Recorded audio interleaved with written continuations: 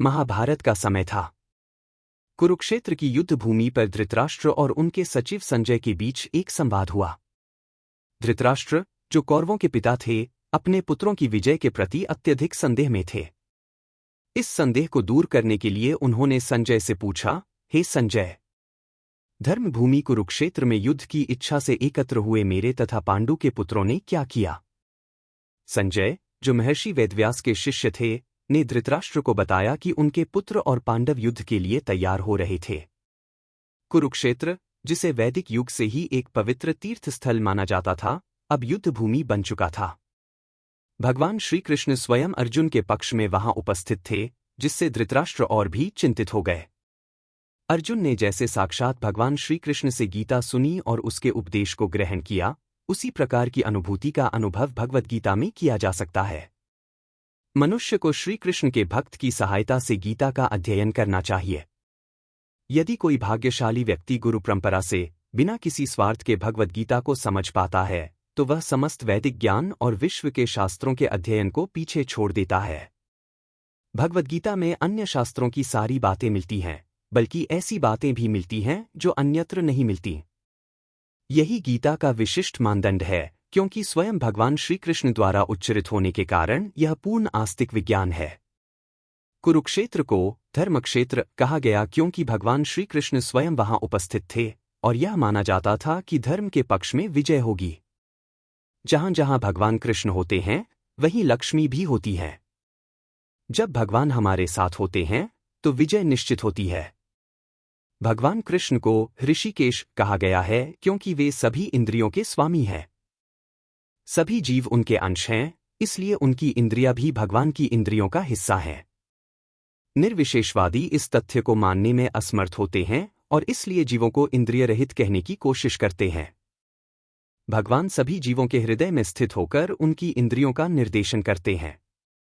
विशेष रूप से शुद्ध भक्तों की इंद्रियों का वे प्रत्यक्ष निर्देशन करते हैं। कुरुक्षेत्र की युद्ध भूमि में भगवान कृष्ण अर्जुन की दिव्य इंद्रियों का निर्देशन कर रहे थे, इसलिए उन्हें ऋषिकेश कहा गया है। भगवान के विविध कार्यों के अनुसार उनके भिन्न भिन्न नाम हैं।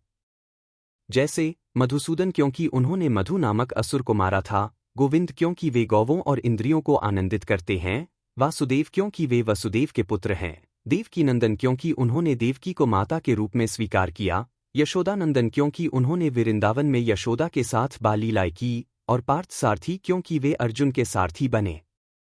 इसी प्रकार उनका एक नाम ऋषिकेश है क्योंकि उन्होंने कुरुक्षेत्र की युद्ध भूमि में अर्जुन का निर्देशन किया। अर्जुन को धनंजय कहा गया है क्योंकि उन्होंने अपने बड़े भाई के यज्ञ के लिए धन एकत्र किया था। भीम को वृकोदर कहा जाता है क्योंकि वे अतिमानवीय कार्य करते हैं, जैसे हिडिंबासुर का वध। अर्जुन की ध्वजा पर हनुमान का चिन्ह भी विजय का सूचक है क्योंकि हनुमान ने राम और रावण के युद्ध में राम की सहायता की थी, जिससे राम विजयी हुए थे। इस समय अर्जुन की सहायता के लिए उनके रथ पर राम और हनुमान दोनों उपस्थित थे। भगवान कृष्ण साक्षात राम हैं और जहां भी राम रहते हैं, वहां हनुमान और लक्ष्मी भी होती है। यद्यपि श्रीकृष्ण साक्षात भगवान हैं, किंतु वे अहेतुकी कृपावश अपने मित्र की सेवा में लगे हुए थे। वे अपने भक्तों पर स्नेह दिखाने में कभी नहीं चूकते, इसीलिए अर्जुन ने उन्हें अच्युत कहा है। सारथी रूप में उन्हें अर्जुन की आज्ञा का पालन करना था और उन्होंने इसमें कोई संकोच नहीं किया, अतः उन्हें अच्युत कहकर संबोधित किया गया है। यद्यपि उन्होंने अपने भक्त का सारथी पद स्वीकार किया था, किंतु इससे उनकी परम स्थिति अक्षुण्ण बनी रही। प्रत्येक परिस्थिति में वे इंद्रियों के स्वामी श्री भगवान ऋषिकेश हैं। भगवान और उनके सेवक का संबंध अत्यंत मधुर और दिव्य होता है।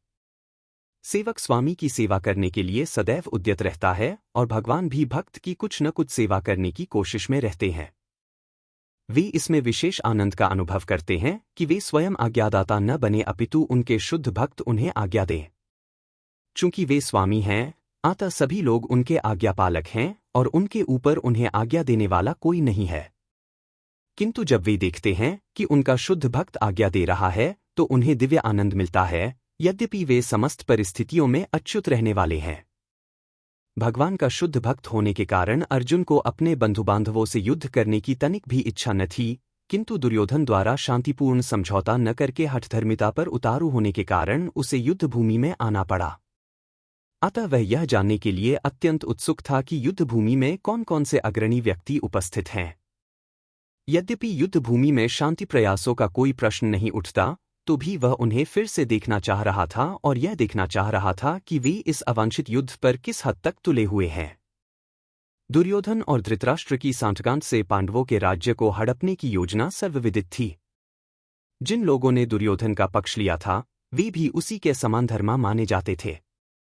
अर्जुन युद्ध के प्रारंभ में यह जानना चाहता था कि कौन कौन से लोग युद्धभूमि में उपस्थित हैं, लेकिन वह समझौता का प्रस्ताव नहीं रखना चाहता था। उसे यह भी जानना था कि उसे किस शक्ति का सामना करना पड़ेगा, हालांकि उसे कृष्ण के साथ होने के कारण अपनी विजय का पूरा विश्वास था। अर्जुन को गुडाकेश कहा गया है, जिसका अर्थ है नींद और अज्ञान को जीतने वाला। कृष्ण की मित्रता के कारण अर्जुन ने नींद और अज्ञान पर विजय प्राप्त की थी। भक्त का स्वभाव होता है कि वह कृष्ण को कभी नहीं भूलता।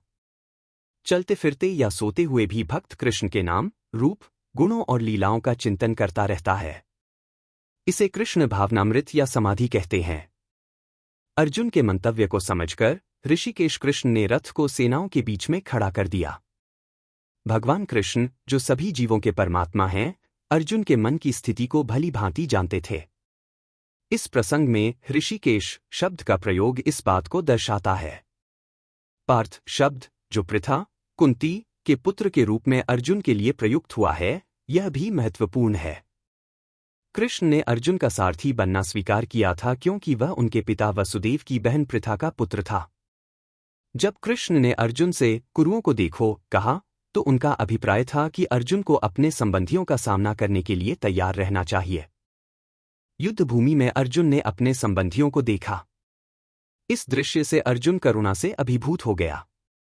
उसके अंग कांपने लगे और मुंह सूख गया। अर्जुन के लक्षण भौतिक भय के कारण थे, जो जीवन की हानि के कारण उत्पन्न होते हैं। ये सब लक्षण देहात्म बुद्धि से उत्पन्न होते हैं। भौतिक वस्तुओं के प्रति अत्यधिक आसक्ति के कारण मनुष्य ऐसी मोहभरी स्थिति में पड़ जाता है। यह भय और मानसिक असंतुलन उन व्यक्तियों में उत्पन्न होता है जो भौतिक परिस्थितियों में फंसे होते हैं। अर्जुन को युद्धभूमि में केवल दुखदायी पराजय की प्रतीति हो रही थी। वह सोच रहा था कि शत्रु पर विजय पाकर भी उसे सुख नहीं मिलेगा। प्रत्येक प्राणी अपने स्वार्थ में रुचि रखता है और परमात्मा में रुचि नहीं होती। कृष्ण की इच्छा से अर्जुन अपने स्वार्थ के प्रति अज्ञान दिखा रहा है। मनुष्य का वास्तविक स्वार्थ तो कृष्ण में निहित है। अर्जुन ने सोचा कि उसकी विजय केवल उसके शोक का कारण बन सकती है। अर्जुन को यह एहसास नहीं था कि मनुष्य का स्वार्थ कृष्ण में है। भौतिक दृष्टि से प्रत्येक व्यक्ति अपनी इंद्रियों को तुष्ट करना चाहता है और चाहता है कि ईश्वर उसके आज्ञापालक की तरह काम करे। किंतु ईश्वर उनकी तृप्ति वही तक करते हैं जितनी वे पात्र होते हैं, उस हद तक नहीं जितना वे चाहते हैं। जब कोई इसके विपरीत मार्ग ग्रहण करता है, अर्थात जब वह अपनी इंद्रियों की तृप्ति की चिंता न करके गोविंद की इंद्रियों की तुष्टि करने का प्रयास करता है, तो गोविंद की कृपा से उसकी सारी इच्छाएं पूर्ण हो जाती हैं। अर्जुन का जाति तथा कुटुंबियों के प्रति प्रगाढ़ स्नेह आंशिक रूप से इन सबके प्रति उसकी स्वाभाविक करुणा के कारण था। अतः वह युद्ध करने के लिए तैयार नहीं था। हर व्यक्ति अपने वैभव का प्रदर्शन अपने मित्रों तथा परिजनों के समक्ष करना चाहता है, किंतु अर्जुन को भय था कि उसके सारे मित्र तथा परिजन युद्धभूमि में मारे जाएंगे और वह विजय के पश्चात उनके साथ अपने वैभव का उपयोग नहीं कर सकेगा। भौतिक जीवन का यह सामान्य लेखा-जोखा है, किंतु आध्यात्मिक जीवन इससे सर्वथा भिन्न होता है। अर्जुन अपने संबंधियों को मारना नहीं चाह रहा था, और यदि उनको मारने की आवश्यकता हो तो अर्जुन की इच्छा थी कि कृष्ण स्वयं उनका वध करे। इस समय उसे पता नहीं है कि कृष्ण उन सबों को युद्धभूमि में आने के पूर्व ही मार चुके हैं और अब उसे निमित्त मात्र बनना है। अर्जुन द्वारा कृष्ण को माधव अथवा लक्ष्मीपति के रूप में संबोधित करना भी सार्थक है। वह लक्ष्मीपति कृष्ण को यह बताना चाह रहा था कि वे उसे ऐसा काम करने के लिए प्रेरित न करें जिससे अनिष्ट हो। किंतु कृष्ण कभी भी किसी का अनिष्ट नहीं चाहते, भक्तों का तो कदापि नहीं। अपने शत्रु की स्थिति का अवलोकन करते समय अर्जुन रथ पर खड़ा हो गया था, किंतु वह शोक से इतना संतप्त हो उठा कि अपना धनुष बाण एक ओर रखकर रथ के आसन पर पुनः बैठ गया। अर्जुन का यह विषाद हमें यह सिखाता है कि जीवन में कभी कभी हमें कठिन परिस्थितियों का सामना करना पड़ता है, जिसमें हमें अपने कर्तव्यों और भावनाओं के बीच संतुलन बनाना पड़ता है। अध्याय 1 हमें निम्नलिखित शिक्षाएं देता है। अर्जुन की दुविधा यह दर्शाती है कि हमें हमेशा अपने कर्तव्यों और धर्म का पालन करना चाहिए, चाहे परिस्थितियां कैसी भी हों। कभी कभी हमें अपने व्यक्तिगत भावनाओं को किनारे रखकर सही निर्णय लेना पड़ता है।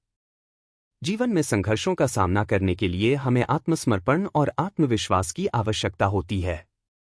अर्जुन का श्री कृष्ण से मार्गदर्शन मांगना यह दर्शाता है कि हमें अपनी समस्याओं का समाधान पाने के लिए सही मार्गदर्शन और समर्थन की आवश्यकता होती है। अर्जुन की स्थिति यह सिखाती है कि किसी भी बड़े निर्णय को लेने से पहले हमें सभी पक्षों को ध्यान से समझना चाहिए और उसके पश्चात सही निर्णय लेना चाहिए। धन्यवाद। जय श्री कृष्ण।